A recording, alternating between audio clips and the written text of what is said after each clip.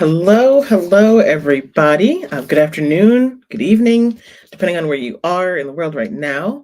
It might even be morning for some of you. So, thank you so much for joining me again today for Leading in the Moment with Geronda.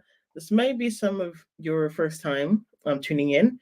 If so, welcome. Thank you for tuning in. And some of you may be joining again and coming back. So, welcome back, and thank you again for joining.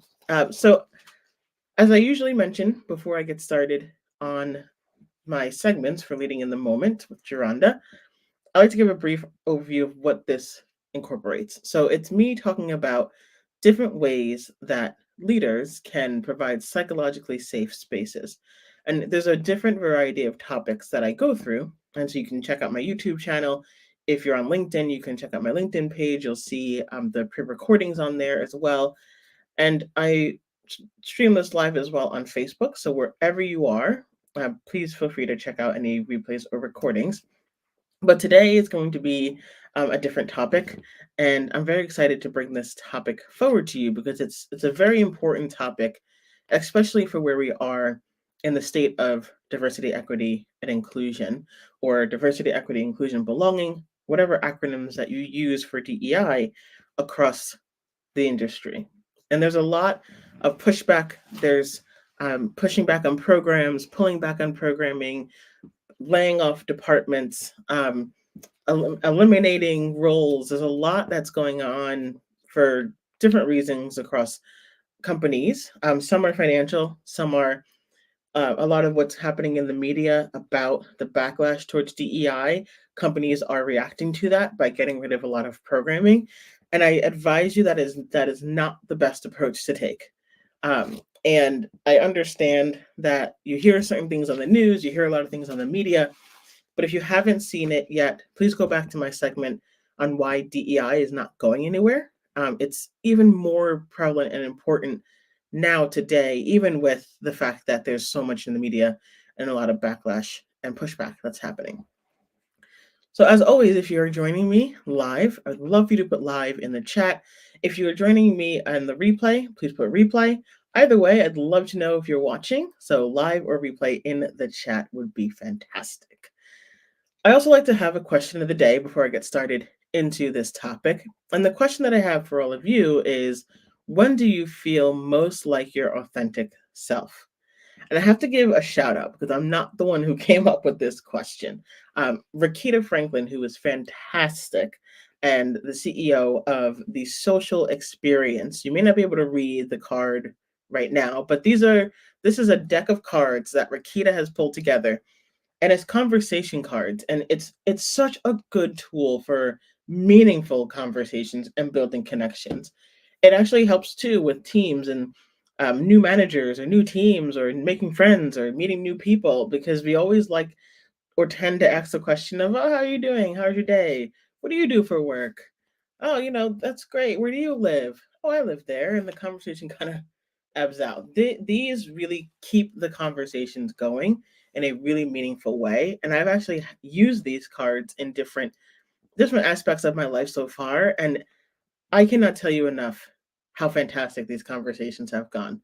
So shout out to Rakita. If you want to look it up, look up the Social Experience, and the Social Experience is the company that Rakita founded, and there's really great work that Rakita is doing. So tune in there. Okay, so the question of the day being, when do you feel like your authentic self?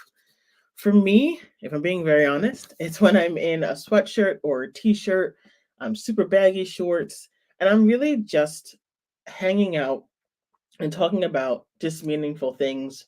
Usually, if it's at a coffee shop or just outside, anything outdoors I love, and just having conversation with people, not worrying so much about all the different stresses that are going on in life, and in a very chill, low key environment where we can just laugh and have a good time and just I'm very easy to please.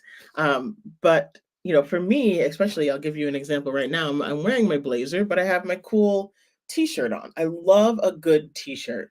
And this is a cat thinking about reading a book, and the book says How to Rule the World. So that just gives you a view into, I like humorous things, I like super chill, and I like just being comfortable. So That when I'm in and most comfortable in being my full self, I can give all of you and anyone that I'm around my full present self, because I'm not trying to be somebody else. Which I don't really like that feeling of trying to fit into the status quo or fitting in to make others comfortable. I really just like to be me. So if you're tuning in, I would love for you to put in the chat when you feel most like your authentic self, and love for you to put it in there. Before getting to the topic, super quick, I live in Maine, as many of you may know, and if you don't, Maine is such a beautiful place if you haven't been here, especially now in spring. It's starting to get warm, but I feel like I we've opened like a bird sanctuary or something in our front yard. We are seeing hummingbirds, orioles, finch, all these birds that, like, I'm like, what, where did these all come from? And it is so peaceful to just sit in my front yard and watch and listen to the birds. My wife's doing that actually right now in the hammock outside. But it's something I just love, and it brings me into a peaceful place. So I want to share that because it's really brought me um, even more excitement to bring this topic to you today. Okay, the meaty stuff, the important stuff. And also, being authentic is also very important. But, the topic we've all been waiting to talk through is the consequences of neglecting DEI assessments. Now, I'm not putting a scare tactic here. I'm only going to really just share facts and research that backs the potential risks and costs that these types of assessments, if you don't use them, can have on an organization. So if you completely don't apply any assessment that's DEI related, it can really have a significant cost or risk to your company for various reasons. And so, but what is a DEI assessment? An assessment really is, it's going into an organization, you might even be in the organization, and it's looking across all of your policies, your systems, going through every department and asking the right questions to see where are you in terms of your effectiveness in areas of DEI. So for example, we use human resources. You think about recruiting. What questions would you want to evaluate to see how inclusive you're being, how fair or you know how you're making people feel that they belong in your recruitment process? So some questions might look like, um, how do you evaluate candidates in an equitable way to ensure that everyone has a fair chance in the process? That's an example question. Now, these assessments are incredibly important to do because what happens oftentimes is we tend to focus on the wrong areas for an extended amount of time, and we miss the mark and things that really can move our DEI strategy forward. Now, some people might say, "Well, I don't have a DEI strategy necessarily, or I'm kind of still building that out, and I don't know in what direction it's going to go, but this is where I think we should be." That's fantastic. Continue to build out your DEI strategy. But I think what's missing there, though, in building out a scalable and effective strategy that can be tailored to any company size, is one that is backed and is in an international standard, that is an assessment that is global and can fit any company. And it asks, again, the right questions on things like governance, your leaders, individual responsibilities, accountability, different departments, even your suppliers, all of the right questions. And it falls on a maturity model. So knowing where you are in each pocket, you might assess and say, okay, well, we know that we're not as inclusive in recruiting, or we're not as inclusive when it comes to compensation. But how do you know that that's the right place to focus when you don't have it against a standard that's been around for many years and that already just gives you the right questions to ask, and also helps you to really build an effective long-term strategy, but also can help to break it down in short-term pockets so you're focusing on the right things at the right time and moving your company in the direction where you are completely mitigating a ton of costs and risks to the organization. So now if you are not doing a DEI assessment and you're not using something like a standard or a global standard that really is backed by a ton of research, a ton of work that's being done to really provide that guidance you need for your organization, There are some potential costs and risks to your organization for not doing so. And some, backed by research, include employee turnover. Honestly, it costs the company more than $1 trillion per year. And this was data that was brought in, U.S. data in particular from Gallup. Um, $1 trillion per year. That's a lot for companies in terms of turnover costs. If you are actually a 100-person organization and you give an average salary, let's say of $50,000, turnover and replacement costs are approximately $660,000 to $2.6 million per year. Again, that's Gallup data. That's saying this. This is really a significant amount of money.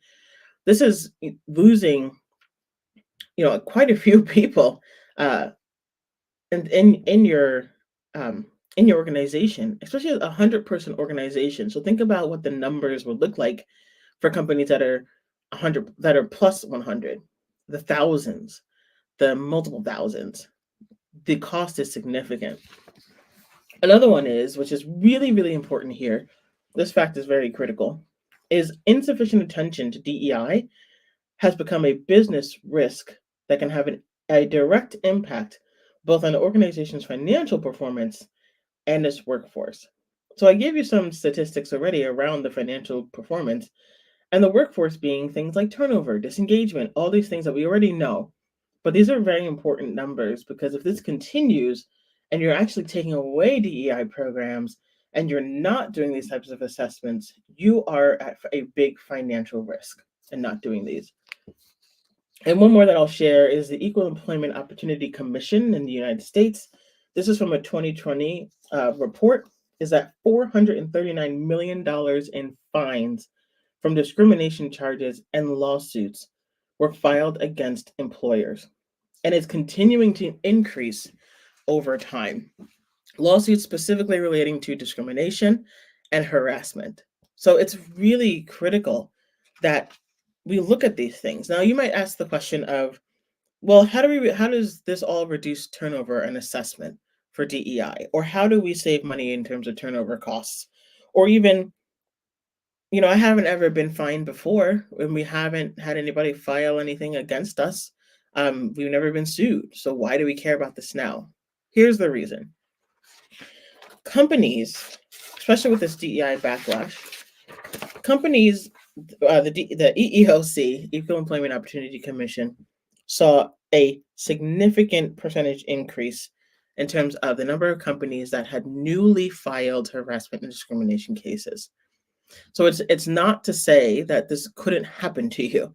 It's like kind of saying those things like, oh well, I can go and do that thing. It'll never happen to me. Or you watch a movie and you say, oh, that'll never happen to me, and it happens and you're not prepared. So really think about. I'm going to continue some of these statistics again, because in 2024 there was a lot of an increase again, a percentage increase. I think they said over 60% of liability on employers for harassment.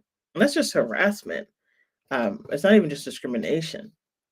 Employers have also been Employees have also been awarded increased significant aggregated and punitive damages. There was an exceptional case in 2020 or 2020. Ooh, that sounded weird to say. Where a jury actually awarded over 2,000 current and former Black employees $192 million in damages. And this was the largest class action settlement in the United States. So it's not that this was recent. This wasn't, like 1910 or 1915 or 1960s. This was in 2020. This was like the height of COVID. And these enforcements are increasing even to this day. Now, there's even stronger protections that are getting put out as well.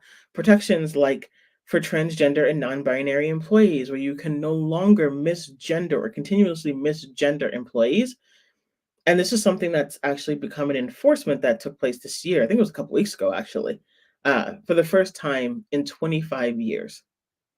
So I'm giving you all of these statistics to say, when you go and you assess every aspect of your organization to see how mature they are against this global standard that I'll share in a couple of minutes, You can save yourself from millions of dollars of damages.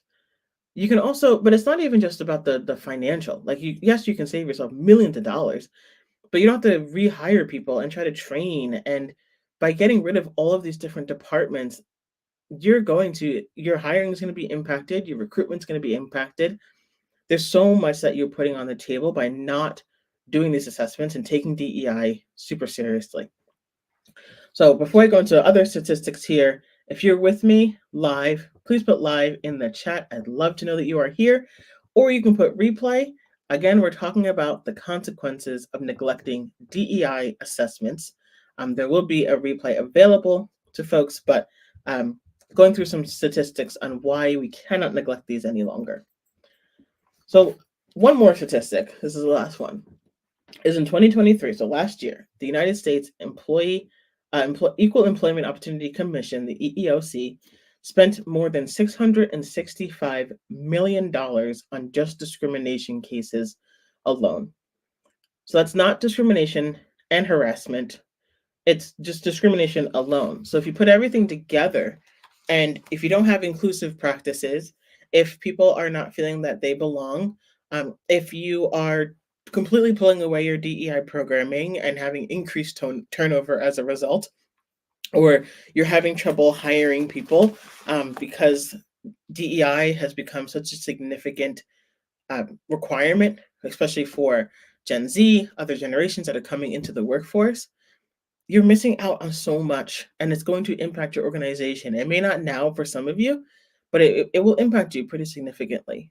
And so this standard that I want to share with you today, this is a really important standard. And I'm going to share my screen a bit because I know many of us are visual like myself. And I'm just going to give you a little bit of insight into this standard that I'm talking about that could really help you be able to know how to go and approach this. So give me 1 second here. And I'm going to bring this up for all of you. Let's see. Here we go. Okay. So this is something I pulled together to give some more information about this particular standard and why it is so critically important. And I'll try to zoom in a little bit here for those of you tuning in. Here we go. Perfect. So there is a new diversity and inclusion standard called the ISO 30415 2021 standard. This was developed in 2021 and it was released. It's an international standard for DEI. And it's essentially a standard that gives guidance for DEI or on DEI for organizations. And these are things that I mentioned in the beginning, things like governing bodies, leaders, your workforce, representation, other stakeholders. And it really helps you to think through not only just your strategy, but how to execute against your strategy and knowing where the best place for you to start would be. Maybe you're starting with training, but that may not be the best way for you to use your time. You might actually want to look at data more. You might want to build a dashboard and look at your representation better before you actually go and do a training. Or you might want to actually think about what particular training you might need. So maybe there is a training you have to do, but you really need to know where the best place for you to start would be. And this particular standard in itself, which I am certified in, it's scalable. It goes onto the particular needs of an organization. So it's not just one general standard that will just be a one size fits all. It's really scalable and it's tailored to you. And you can do it in any industry, any company size or type or activity or growth phase. There's even country specific requirements that you can fit in with this standard. And really, what makes this standard incredibly different is a couple of things. Now, the insurance industry in the United States is adopting this particular standard, and there's training that's being happening to have people become certified, like myself. And it was developed over 10 years ago with an international lens. All these beautiful, great minds came together to build this. And the reason why is because there was a need to really build something where you can build a DEI strategy that really, truly works and helps you work on the right things. Now, you might make some mistakes in between. It's not, absolutely perfect, but it really is getting people to save time in terms of their strategy, make quick adjustments and moves, and you can have somebody help you do this. But it's a company-wide strategy, and it's also sustainable, so you can use this and go back to it multiple times throughout your strategy. And it's really contributed, if you think about it, um, it contributes to the three of the UN's Sustainable Development Goals. One being gender equality, decent work, and economic growth, and reducing inequality. So it's guided by the principles of human rights at work from the International Labor Organization. So it's backed by a lot of research, a lot of time, a lot of commitment, and there's ways for you to be able to contribute to taking this assessment and doing the right thing for your organization. So it's very important that we do these assessments. And again, not for the financial damages, yes, those are critically important. But with the changing scope of our workforce, of our country, of where we are, we cannot neglect these things any longer. The consequences are there. I've showed you, some of the consequences, and I'll share this again. There's these consequences that I shared, the potential costs and risks for not applying this particular DEI standard. It's the turnover costs. It's the average salary. If you're a 100-person organization, there's significant costs to you just by turnover and replacement. It's also it's been determined that it is a business risk if you have insufficient attention to DEI.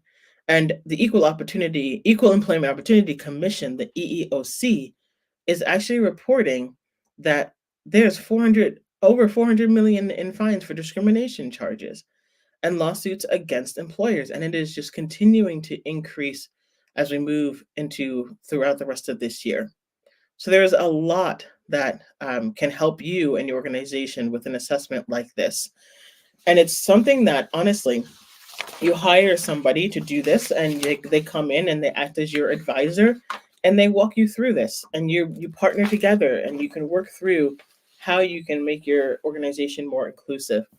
I've done this for quite a few companies already, saved a ton of costs and savings, increased retention, also increased recruitment and attraction for their organizations. And so it's very critical that you focus on these things.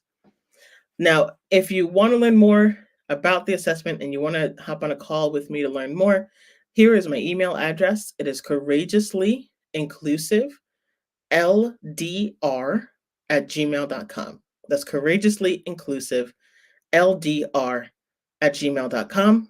And you can say, I want to learn more about the assessment in the subject. And so thank you so much, everybody, for joining this discussion around the consequences of neglecting DEI assessments, why they are more critical than ever today and moving forward, and how you can take the step to really help build your inclusive organization in a sustainable and effective way, especially building out the right strategy. So the next Leading in the Moment will be taking place on the 29th of this month, again 2 p.m. Pacific, 5 p.m. Eastern Standard Time. If this time is a funky time for you, I'd love to get feedback from you. I'd love to offer this a little bit earlier as much as I could, and adjust this and meet your needs where I can. So thank you so much, everyone. I very much appreciate you. This is Leading on the Moment with Geronda. And if you have any questions, want to learn more, please reach out to me via email. And until next time, I hope you all have a fantastic, fantastic day. Thanks, everybody.